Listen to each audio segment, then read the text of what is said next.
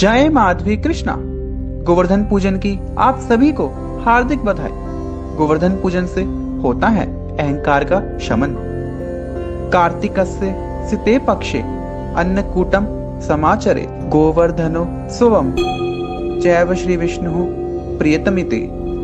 द्वापर युग में जब ब्रजवासी देवराज इंद्र के भय से उनकी 56 भोगों द्वारा पूजा किया करते थे, उस समय गोप और ग्वालों को श्री हरि ने इंद्र पूजा ना करके प्रत्यक्ष देव गौ व गोवर्धन पर्वत की पूजा करने के लिए प्रेरित किया।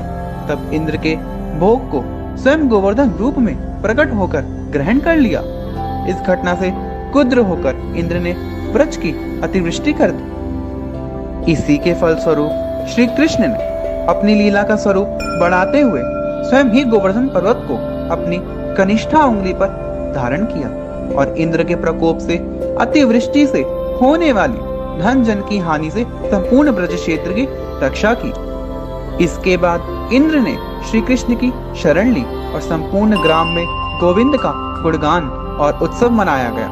तभी से कार्तिक शुक्ल प्रतिपदा को गोवर्धनधारी श्री कृष्ण का गाय के गोबर से गोवर्धन पर्वत बनाकर पंचोपचार पूजन किया जाता है। साथ ही गौ माता की भी पूजा की जाती है। वास्तव में भगवान श्री कृष्ण ने गोवर्धन पूजा स्वयं की पूजा के उद्देश्य से नहीं, बल्कि अहंकार और दुराचार की समाप्ति तथा गाय और वन की रक्षा के संरक्षण और संवर्धन के लिए प्रारंभ की। अहंकार किसी में भी व्याप्त हो सकता है, चाहे वह देव हो या असुर, फिर साधारण मानव की तो बात ही क्या है। इसलिए यह पर्व हमें अहंकार त्याग, प्रकृति प्रेम और दूसरों की सेवा व सहायता करने की शिक्षा देता है। शास्त्र कहते हैं कि जो कोई भी भक्त गिरिराज जी महाराज के दर्शन करता है और गोवर्धन पर्वत की परिक्रमा लगाता है, उसे कई तीर्थों और तपस्याओं को करने से भी सहस्त्र गुना अधिक पुण्य मिलता है।